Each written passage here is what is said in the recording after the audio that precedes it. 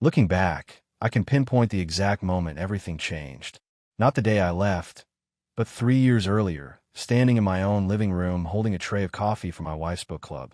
"Oh, Gerald has opinions about everything," Denise said, her laugh practiced and sharp. "But you know accountants. Always counting, never creating." The women laughed. No one looked at me. I'd been invisible for years, but that night, something broke inside. They say revenge is best served cold. I served mine frozen. My wife spent 20 years erasing me, so I became a ghost. No fight, no note. By morning, I was gone. Left her the house, the cars, everything. She thought she'd won. Then she tried to sell. That's when she learned I'd been planning for 3 years. The ground beneath her feet, still mine. My name is Gerald Kramer. I'm 45 years old, and I used to believe being steady was enough. I worked as chief accountant at Riverside Manufacturing for 22 years. Steady paycheck, steady benefits. Steady, reliable Gerald who handled numbers while other men got credit. I met Denise at a fundraiser when I was 23. She was studying education, confident in ways I wasn't. We married within a year. Had Asher 2 years later, Amelia 3 years after that. I built us a good life. 3-bedroom house, 2 paid-off cars, college funds I contributed to without fail. But steady became boring. Reliable became invisible. About 5 years ago, the pattern started. Denise made decisions without asking. She refinanced our house, bought a new car, signed Asher up for a $4,000 SAT course. When I questioned it, she'd sigh like I was being difficult. "Gerald, I don't have time to explain every detail. Some of us are actually living life, not tracking it in spreadsheets." The kids heard it. Asher started talking to me the same way at 15. Dismissive, like my input was something to tolerate.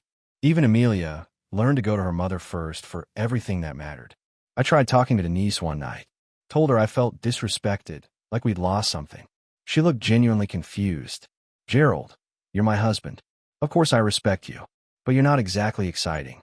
Maybe take some initiative instead of waiting for permission." So I took initiative, just not the kind she expected. I started researching corporate structures, Delaware LLCs, asset protection strategies. I worked at a manufacturing company, but manufacturing runs on numbers, supply chains, vendor contracts. I saw how companies move money through subsidiaries, protected assets and trusts that looked simple but were layered like puzzles. I opened a business account under an LLC I registered in Delaware. Called it Ashmere Holdings, after the kids' initials. Put $1,000 in from a bonus Denise didn't know about. Then I did it again. Different names, different states. Always small amounts. Always under reporting thresholds.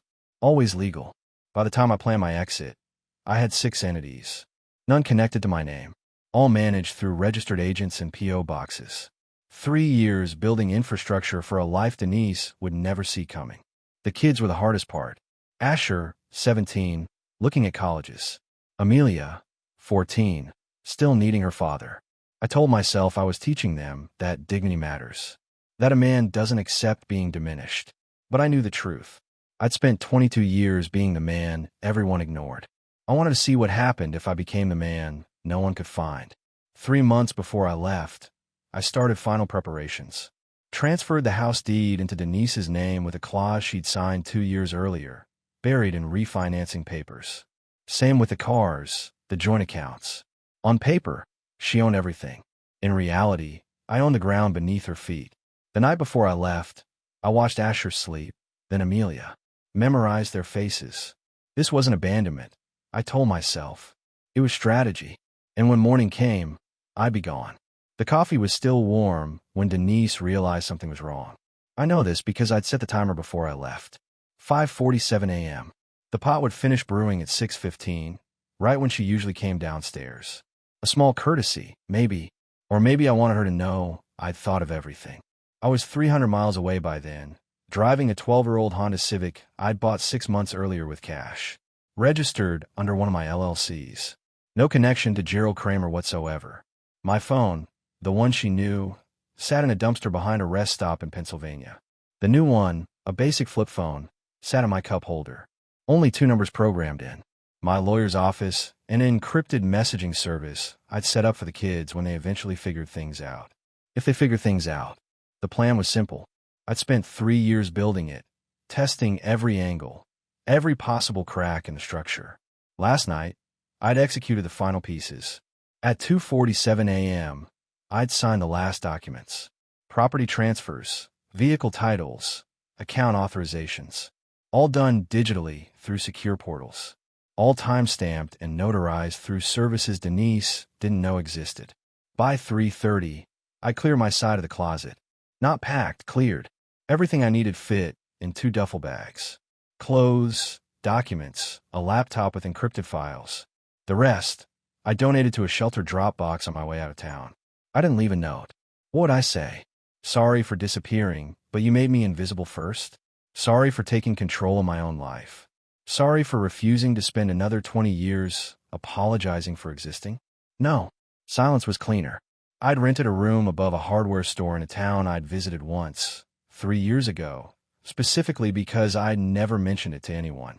The owner, Carl, was 72 and didn't care about much beyond whether rent came on time. Need it for how long? Carl had asked when I called. Indefinitely, I'd said. Cash, first and last month, no questions. He'd agreed immediately. The room was small. 1 window, a hot plate, a bathroom with a shower that probably hadn't been updated since 1987. Perfect. I wasn't here to be comfortable. I was here to rebuild. My phone buzzed. The new one. A notification from an alert I'd set up on Denise's email. She just logged in, probably checking bank accounts, trying to figure out what happened. She'd find everything in her name. House, cars, checking account. She'd feel confused, maybe even victorious for a moment. Look, she'd think, he finally did something right. Then she'd try to refinance, or sell, or make any major decision with those assets. That's when she'd discover the contingency clauses.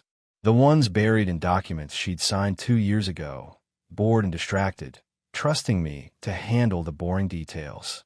The ones that gave Ashmere Holdings, my Delaware LLC, final approval rights on any major transactions involving the property. She owned the assets. I owned the leverage. I pulled into a truck stop, ordered coffee and eggs from a waitress who didn't look at me twice. Just another middle-aged man in a wrinkled shirt, forgettable and tired. Exactly what I needed to be. I thought about Asher and Amelia. Wondered if they were awake yet. If Denise had told them I was gone, or if she was still trying to figure out herself. I'd left something for them. A trust account, accessible when they turned 21. Enough for college, for starting their lives. Instructions that I'd written carefully, explaining not what I did but why. Whether they'd understand was another question. The eggs arrived. I ate mechanically, tasting nothing. Around me, truckers talked about routes and weather. Normal people living normal lives. I wasn't normal anymore. I wasn't Gerald Kramer, chief accountant, invisible husband, dismissible father. I was no one. And for the first time in 22 years, that felt like freedom. Denise called my work at 7:15 a.m. I know because I'd set up a forwarding service that sent me transcripts. This is Denise Kramer, she told the receptionist. I need to speak with Gerald immediately. I'm sorry, Mrs. Kramer. Mr. Kramer submitted his resignation 3 days ago. Effective immediately. Silence. Then, that's impossible. The paperwork's all here, ma'am. Digital signature. Everything processed. She hung up. I sat in my rented room, reading the transcript. Below me, Carl argued with the supplier about lumber prices. Normal life, continuing, while mine underwent demolition. My monitoring alert buzzed. Denise had accessed our shared accounts. I watched her cursor move frantically across the family computer screen. Bank statements, property deeds, car titles. Everything showed her name as sole owner. Then she opened the mortgage details. Her cursor froze. Primary lien holder, Ashmere Holdings, LLC. She Googled it. Found nothing. Delaware registration, P.O. Box, registered agent. No public presence. She called the bank, then pulled up refinancing documents from 2 years ago. The ones I prepared. The ones she'd signed while watching television. Page 17. Contingency clause. Any sale or major refinancing requires written approval from primary lien holder. She'd given me veto power over her own house. Her hand shook as she found the car titles. Same issue. Override clauses buried in DMV paperwork. 18 months of planning. Every document, every signature, every clause designed to look routine. My burner rang. Unknown number. Mr. Kramer? Professional female voice. This is Lisa from County Records. We have your wife here. She's upset about property documentation and... Wrong number. I said calmly and hung up. I powered off the phone, snapped the SIM card in half, installed a new one 3 minutes later. Below, Carl's argument ended. The store bell chimed. Someone asked about light bulbs. I closed the laptop and stared at the ceiling. Wondered if Asher and Amelia knew yet. Part of me felt guilty. The part that remembered bedtime stories and homework help. But the bigger part, the one dismissed for 20 years, felt only cold satisfaction. She'd wanted initiative. I'd given her exactly that. The hardware store became my testing ground. Carl didn't ask questions when I offered to organize his inventory. He just handed me a clipboard and wheezed about young people and computers. I was 45, but to Carl, anyone under 70 qualified as young. The store was chaos. Receipts in shoeboxes. Inventory tracked on paper sometimes. Orders based on memory. It bled money Carl couldn't see. How long you been running this? I asked one afternoon. 43 years, he said, lighting a cigarette despite his own no-smoking sign. My daddy ran at 30 before that. You making money? He laughed, wet and rattling. I pay bills. Mostly. 2 weeks later, I'd rebuilt his entire system. Digitized inventory. Found 15,000 in duplicate orders sitting unlogged in the back. Discovered 3 suppliers padding invoices for years. How'd you catch that? Carl squinted at my spreadsheet. Math. Inattention. Within a month, I'd cut operating costs 30%. He made actual profit for the first time in 5 years. You want a job? He asked one morning. I want equity. He blinked. What? You're 72. You'll retire eventually. Sell me 20% now. I'll run it. Increase profits. When you're ready, I'll buy the rest. With what money? I have resources. He studied me. You running from something? No. I said honestly. Running towards something. There's a difference. We shook hands that afternoon. By evening, I transferred funds from one LLC. Clean money, properly documented, completely legal. Carl signed without reading carefully. Just like Denise used to. The irony wasn't lost on me. That night, I checked monitoring systems. Denise had hired a lawyer. Lexi Monroe. Young, aggressive, expensive. Good. She needs someone competent. I pulled up a document I've been drafting. A proposal for buying distressed commercial properties. Buildings abandoned, foreclosed, forgotten. I had 9 LLC structures. Enough to start acquiring assets. Enough to build something real. Gerald Kramer had been an accountant maintaining other people's systems. The man I was becoming would build his own. The letter arrived at Carl's hardware store 6 weeks after I'd bought my equity stake. Plain envelope. No return address. Inside, a single business card with embossed lettering. Theodore Vance, Financial Restructuring. When you're ready to talk. A phone number. Nothing else. I'd never heard the name before. I showed it to Carl. Vance. Carl squinted at the card. That old snake's still alive. You know him. Knew him 30 years ago. Back when my daddy ran this place. Vance was some kind of business consultant. Helped a few local shops stay afloat during the recession in the 90s. Carl handed the car back. Heard he disappeared after that. Just vanished one day. Nobody knew where. I stared at the card. The paper quality was expensive. The printing precise. That evening, I called from my burner phone. He answered on the first ring. Mr. Kramer. I was wondering when you'd reach out. How do you know my name? I know everything about you, Gerald. How you left. How you structured your exit. The LLCs, the trusts, the contingency clauses. Quite impressive for someone with no formal training in this particular art. My stomach tightened. Who are you? Someone who did exactly what you're doing. 23 years ago. His voice was calm, measured, like a professor discussing a familiar theorem. I'm 71 now. Terminal cancer. 6 months, maybe 8. I like to meet before I run out of time. Why? Because what you're attempting is dangerous if done incorrectly. And because I like to pass along what I learned. Consider it a dying man's hobby. We met 3 days later at a diner 40 miles from my current location. He was thin, gray, with eyes that assessed everything clinically. You're making mistakes, Vance said after we ordered coffee. Small ones, but they'll compound. Such as, your LLCs are structured well, but you're using the same registered agent for 3 of them. Pattern recognition will catch that eventually. Your monitoring systems are adequate, but you're accessing them from locations that establish a geographic pattern. In your equity purchase in the hardware store, you sign documents using a signature that's only slightly modified from your original. Handwriting analysis could connect them. I set down my coffee cup. How do you know all this? Because I've been watching. Not stalking, observing. When I heard about your case through certain channels, I recognized the methodology. It's similar to mine, but cleaner in some ways, sloppier in others. What channels? He smiled. There's a network. Informal. People who've done what we've done. We don't meet, don't communicate directly, but we watch for patterns. When someone executes an exit this precisely, word spreads. That sounds paranoid. It is. And it's kept me invisible for over 2 decades. He pulled out a folder. I'm going to give you something valuable. A corrected structure for your holdings. New registered agents, randomized access patterns, proper signature variation protocols. If you implement these changes, you'll reduce your exposure significantly. Why help me? Because I had no one to help me. I made mistakes that cost me years of stress. Nearly got caught twice. He pushed the folder across the table. And because men like us are rare. Most people who walk away do it impulsively, emotionally. They get caught within months. You planned. That deserves respect. I opened the folder.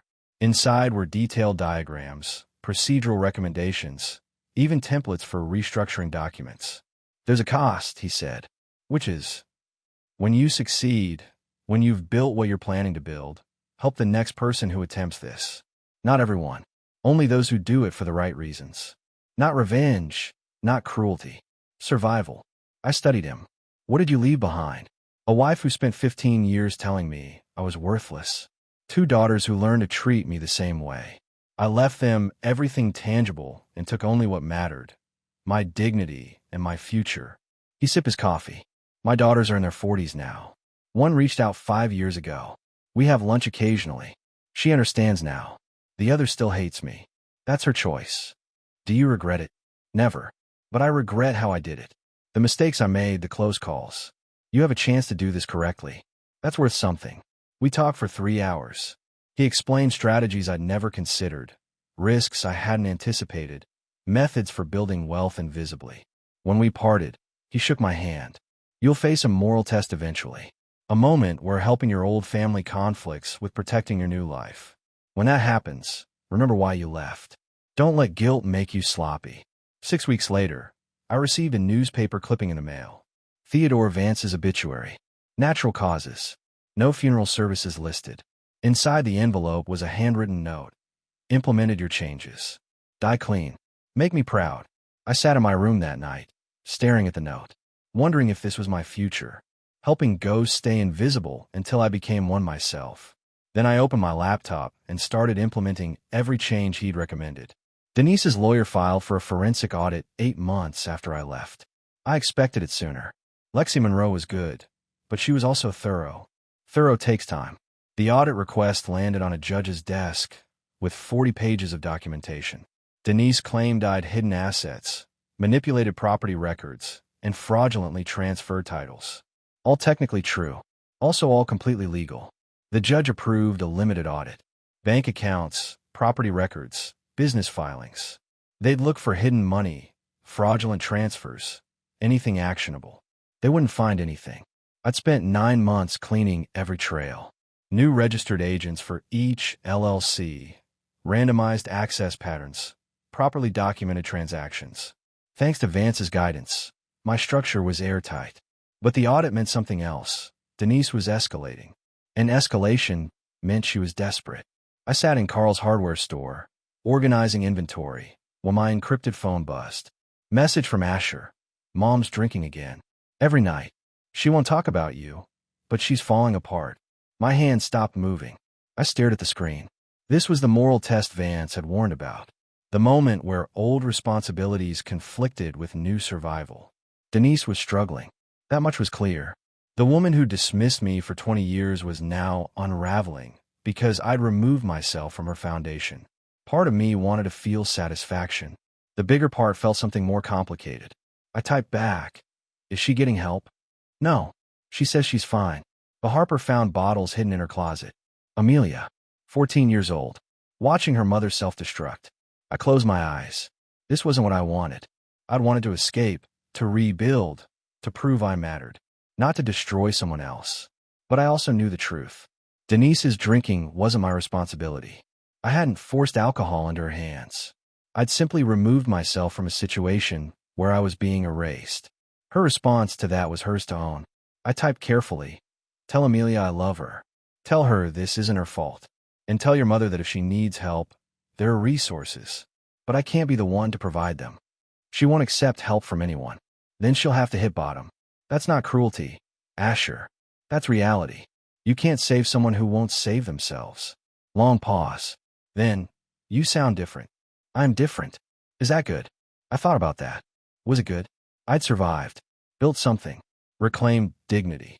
But the cost was watching my family struggle from a distance. "I don't know yet." I typed honestly. "Ask me in 5 years." The audit results came back 3 weeks later. No evidence of fraud. All transactions properly documented. Property transfers legally executed. Denise's lawyer filed a motion to compel disclosure of LLC ownership. The judge denied it. Privacy protections for Delaware entities were absolute. She'd lost, not the marriage. The legal battle to prove I'd done something wrong. Because I hadn't. I'd just done something she never saw coming. That night, I received one final message from Asher. Mom hired a private investigator. I smiled. Not from cruelty. From respect. She was adapting. Fighting back. Becoming formidable. Good. Let her chase ghosts. Let her waste money on investigators who'd find nothing. Meanwhile, I'd keep building. Keep growing. Keep proving that Gerald Kramer, the invisible man, was never actually invisible. Just waiting for permission to exist. And now that I'd stopped waiting, I was unstoppable. The detective's name was Russell Kane. Former FBI, now private sector. Denise had hired the best. He found the hardware store in month 11. I was restocking paint supplies when he walked in. Mid-50s, gray suit, carrying himself like someone who'd spent decades reading people. "Excuse me," Kane said to Carl. "I'm looking for the owner." Carl pointed at me with his cigarette. "That'd be him. Owns 20% anyway." Kane's eyes locked on mine. Professional assessment. He pulled out a phone, glanced at a photo, then back at me. "You look different," Kane said. "But the bone structure matches." "Gerald Kramer." I set down the paint can slowly. Met his eyes directly. "I don't know who that is." "Your wife hired me to find you." "I don't have a wife." Kane smiled slightly. "You're good. The name change, the LLC structures, the clean exit. Professional level work. But you made one mistake." "Which was?" "You kept the same mannerisms. The way you organize inventory, stack items by size and color. Your wife mentioned you did that at home obsessively. Most people can't change those patterns." I wiped my hands on my work pants. "Even if I was this Gerald person, what would you do about it? I'm not wanted for anything. No warrants, no debts, no crimes." "No," Kane agreed. "But your wife wants to talk. Says there are things that need to be settled. Then she can settle them with a judge. That's what lawyers are for. She's struggling. Your kids are struggling. You know that, right? If they are, that's unfortunate. But I'm not responsible for other people's choices." Kane studied me for a long moment. "You really believe that?" "I believe that I spent 22 years being responsible for everyone else's happiness. It never occurred to anyone to be responsible for mine. So yes, I believe people need to handle their own struggles. Even your children." That hit harder. I kept my expression neutral. "Especially children. They need to learn that life isn't fair and people aren't reliable. Better to learn it early." Kane pulled out a business card. Set it on the counter between us. "When you're ready to have a real conversation, call this number. Not for your wife. For your kids. They deserve better than wondering if their father is dead or just doesn't care."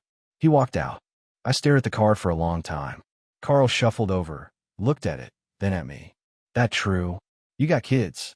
Carl asked. "Had kids. Different life. They know you're alive. They know. They know why you left. Not the full story. Someday maybe." Carl lit another cigarette. "My boy stopped talking to me when he was 23. Thought I was too hard on him. Too demanding. Didn't speak for 11 years. Then one day he showed up here. Said he understood why I pushed him. Said thank you. What changed? He had kids of his own. Realized parenting isn't about being liked. It's about preparing them for a world that doesn't care about their feelings." I picked up Kane's card. "Did that make losing 11 years worth it?" "No." but it made the 11 years less painful. That night, I sat in my room and wrote a letter. Not to Denise, to Asher and Amelia. I explained everything. Why I left, how I planned it, what I was building. I explained that their mother wasn't a villain, just someone who'd forgotten how to see me as human. And I explained that leaving wasn't abandonment. It was survival. I sealed the letter, addressed it to my attorney with instructions, deliver when they turned 21. Then I went back to work. 2 years after I left, I owned controlling interest in 4 businesses. The hardware store was thriving. Carl had retired fully, sold me his remaining shares. I'd expanded the operation, added an online ordering system, started wholesale distribution to contractors. I bought a small manufacturing facility that produced custom cabinets. Hired Eddie, the day laborer who'd asked about my business philosophy. Made him operations manager. I'd invested in a commercial property development on the edge of town. 6 units, all leased to local businesses at reasonable rates. And I'd started a consulting firm, helping small businesses restructure their finances, avoid bankruptcy, optimize operations. Word spread quickly. I had more clients than I could handle. None of it under my original name. I was Eli Hayes now. Different social security number. Purchased legally through a complicated process involving name change laws and identity restoration services. Everything documented. Everything clean. Gerald Kramer existed only in court records and old tax returns. The consulting work brought me into contact with people who were where I'd been. Trapped in situations they'd built themselves into. Marriages where they become furniture. Jobs where they become expendable. I helped them see options they couldn't imagine. You're telling me to leave my wife? One client asked, a man named Robert who'd been dismissed for 15 years. I'm telling you to evaluate whether staying serves any purpose beyond avoiding discomfort. If it does, stay. If it doesn't, plan your exit carefully. That's cold. No. Cold is spending your life diminished. Strategic is choosing differently. Not everyone took the advice. Most didn't. They'd go home, try to fix things, convince themselves it would get better. A few did listen. A few did plan. A few did leave. And I'd help them structure their exits properly. Legally. Cleanly. I never told them my story. But I think they sensed it. Recognized something in how I talked about dignity and survival. One evening, my encrypted phone buzzed. Message from Asher. Got into Cornell. Full ride. Thanks for the trust fund. Mom says I should reject it on principle. I'm not that stupid. I smiled. Typed back. Congratulations. Make it count. Will you visit? That was a question I'd been avoiding. Could I attend his graduation? His orientation? Any moment where I'd be physically present in his life again? Not yet. But someday. When I've built enough that I can stand in front of you as someone you'd respect. Not the man who left. The man who survived and created something meaningful. Long pause. Then, I already respect you. I understand why you did it. I stared at that message for 10 minutes. Felt something unfamiliar. Not pride. Relief. Thank you. I typed. That means more than you know. Amelia's message came 3 days later. Asher told me about Cornell. I'm happy for him. Mom's not drinking anymore. She got help. Started therapy. She asks about you sometimes. Not angry. Just curious. Progress. Not reconciliation, but progress. I'd spent 2 years building a life. For businesses. New identity. Financial stability. But reading Amelia's message, I realized I'd also built something else. Distance from the guilt that had followed me those first months. I wasn't the villain in this story. Neither was Denise. We were 2 people who'd failed each other completely. And I'd chosen survival over slow destruction. That wasn't heroism. But it wasn't cowardice either. It was just the choice I'd made. And I'd live with it. The call came on a Tuesday morning, 4 years after I'd left. Asher's voice was tight. Dad, Mom's in the hospital. Heart attack. She's stable, but the doctors say she needs surgery. Expensive surgery. My coffee went cold in my hand. Insurance. Doesn't cover all of it. She'll need about $80,000 out of pocket. She doesn't have it. The house, the cars, the accounts I'd left her. For years. And she'd burned through everything trying to prove she didn't need me. What does she want from me? Nothing. She doesn't know I'm calling. But Harper's scared, and I thought you should know. I sat in my office above the hardware store, staring at spreadsheets showing healthy profit margins. I had the money. Could wire it anonymously, cover everything, disappear again. Vance's words echoed. Don't let guilt make you sloppy. But this wasn't guilt. This was something else. A final debt. Not to Denise, but to the man I used to be. The one who'd promised to honor commitments, even when those commitments stopped being honored in return. I'll handle it, I said. Dad, she can't know it's from you. She'd refuse. She won't know. I made 3 calls. Contacted the hospital billing department through one of my LLCs. Arranged an anonymous payment through a medical charity fund I'd established 2 years earlier for exactly these situations. The payment went through that afternoon, marked as grant assistance from the Foundation for Medical Relief. Denise would never know. Asher texted that evening. Surgery scheduled. They said a charity covered it. Was that you? Does it matter? Yeah, it does. Then yes. But she doesn't need to know. Let her think she got lucky. Why help her after everything? Because I left to survive, not to watch her die. There's a difference. 3 days later, Denise's surgery went perfectly. She recovered in a private room I'd also paid for anonymously. Harper sent me a photo.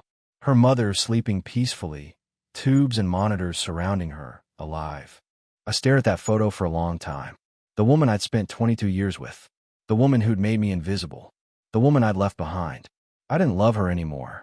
Didn't miss her. But I didn't hate her either. She was just part of a life I'd moved beyond. And helping her survive that life felt like closing the final door properly. Not slamming it, just closing it with dignity. 5 years after I disappeared, Asher graduated from Cornell. I stood at the back of the ceremony, wearing sunglasses and a hat, completely anonymous among thousands of parents. Watched him walk across the stage, shake hands with the dean, accept his diploma in engineering. Denise sat in the family section with Amelia and her parents. She looked healthier now, recovered from the surgery, moved on with her life. Good for her. After the ceremony, I waited by my truck. Asher found me easily. We planned this. You came, he said I would. We stood awkwardly for a moment. Then he hugged me. Hard. Thank you, he whispered. For everything. The trust fund, the surgery money, all of it. You were in the education part. The surgery was just common decency. He pulled back, studying me. You look different. More solid. Like you actually exist now. I do exist. Just differently than before. Will you meet Amelia? She's 19 now. Finishing community college. She asks about you constantly. Someday. When she's ready to understand the full story. She already understands. Mom told her everything last year. During recovery. Said she'd been unfair to you. That she'd taken you for granted. That surprised me. Denise said that. Therapy does wonders apparently. She's different now. Softer. She even asked if I'd seen you. What did you tell her? That you're alive and well. That you built something meaningful. That you're not the villain she thought you were. We talked for another hour. About his job offers, his future plans, his relationship with his mother and sister. Normal father-son conversation. When we parted, he asked one final question. Do you regret it? Any of it? I thought carefully. I regret the pain it caused you and Amelia. I don't regret surviving. Those two things can both be true. He nodded. That's fair. I drove back to my town, to my businesses, to my life. The life I'd built from nothing. Gerald Kramer was legally dead. Declared so 2 years earlier. But Eli Hayes was very much alive. Thriving. Building. Creating value. I'd started with 6 LLCs and a dream of dignity. Now I own 9 businesses, employed 73 people, and helped dozens of others restructure their lives. Not bad for a ghost. That evening, I sat in my apartment and wrote one final letter. To Amelia. Explaining everything I couldn't say in person yet. Telling her I loved her, that I was proud of her, that my leaving was never about her. I sealed it, addressed it, and put it in my safe. She'd get it when she was ready, when she asked to see me. Until then, I'd keep building, keep proving that the invisible man had always been worth seeing. And maybe someday, I'd be ready to be seen again. But for now, being alive was enough.